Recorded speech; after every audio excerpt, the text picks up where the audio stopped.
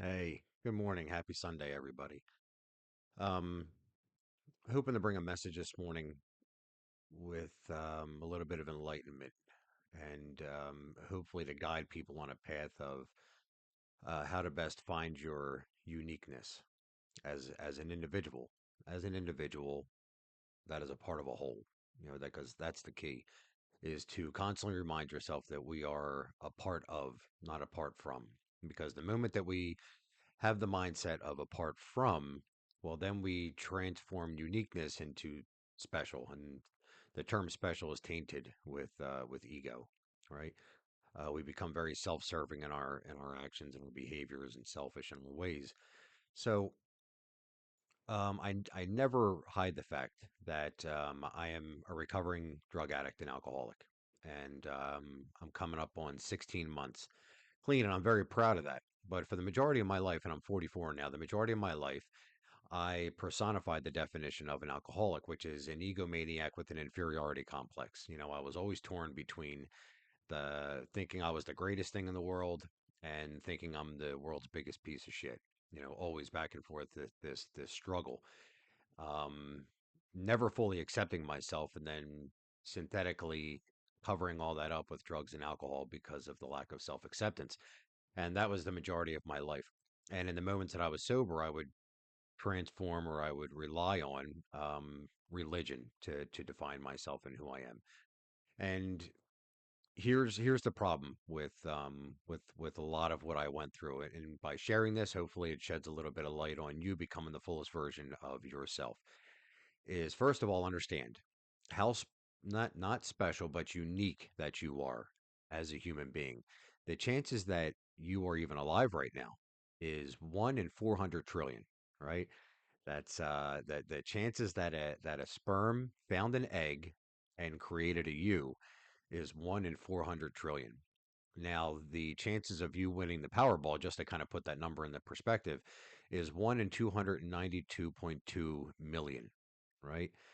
So the odds of you being alive right now are astronomical, right? So in that sense, yes, we're all unique. But if you can view each of us individually as keys on a piano, right?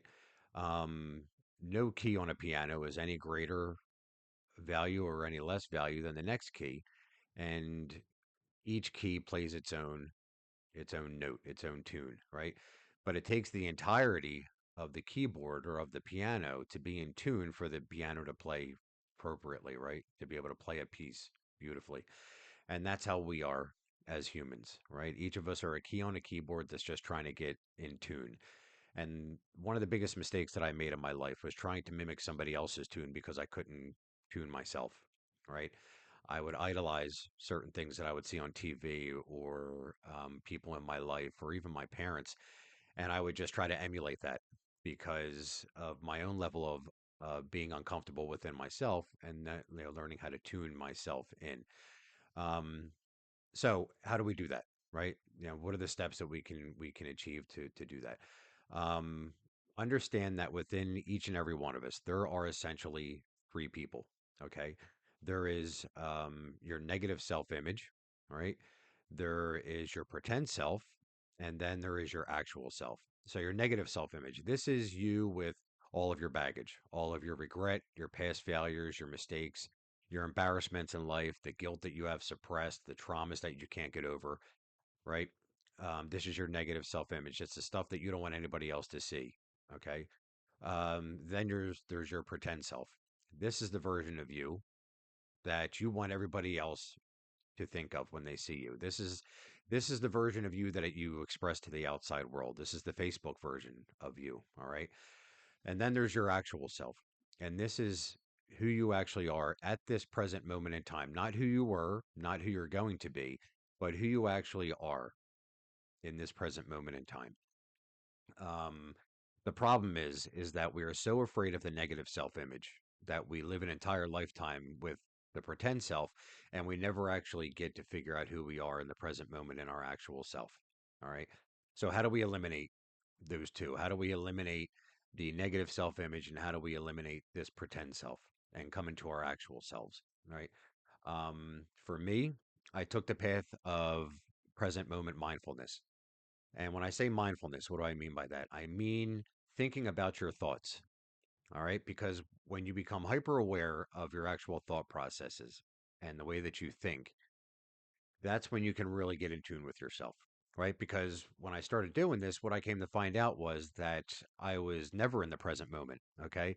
My thoughts were always either in the future or they were in the past. I was either reliving something that I did that I was very regretful for and that I was embarrassed about and that I wish I hadn't done, or I was reliving um, some traumatic event from the past, or I was thinking about a future event and how am I going to handle this event? What am I going to do when this event happens?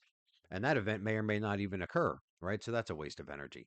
And when we are solely focused on the past at all times, what we're doing is we're reliving the embarrassment, the guilt, the shame, the remorse, the regret, all of our past actions, okay? And I'm not saying that reflection is bad, but we're not meant to reside in it. Okay. And when I was focused on the future all the time, well, now I'm living in my anxiety. Now I'm living in worry. Now I'm living in frustration of unfulfillment. And I'm not saying that planning is bad, but we're not meant to live our lives in unactualized events. Okay.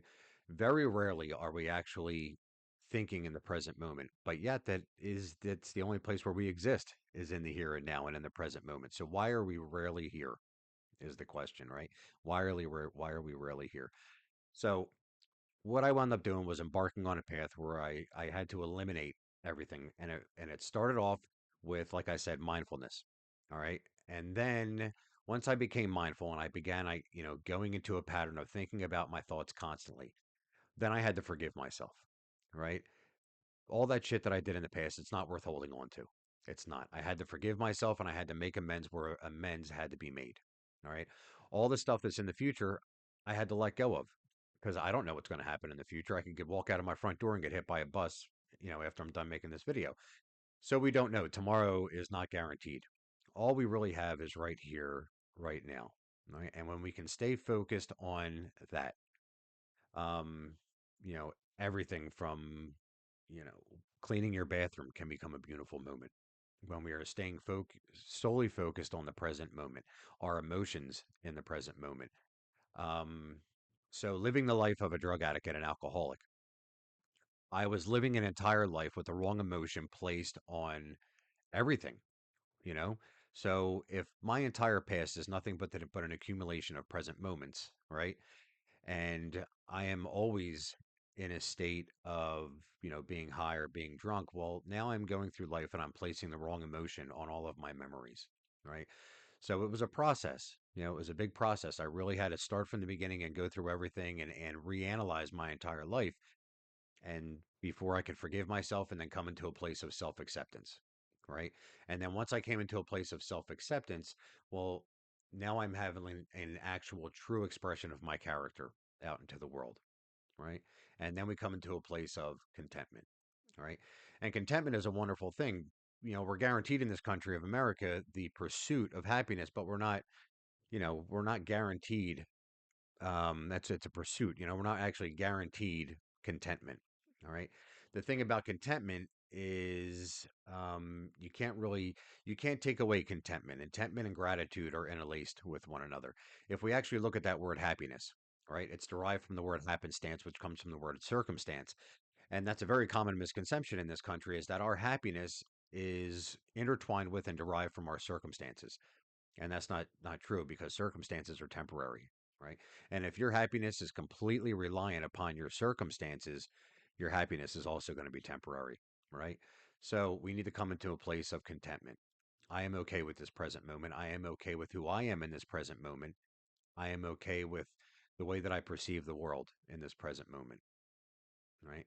You're a key on a keyboard. We are all a part of, not apart from, and we're all just trying to find our way in this and create our own tune and create our best expression because unless we can all come in tune individually, we can't be together as one organ, you know so, all right, guys, thank you for taking the time to listen, and hope you're getting something out of these, and I appreciate the encouragement, and yeah, all right, take care, God bless, and have a great Sunday.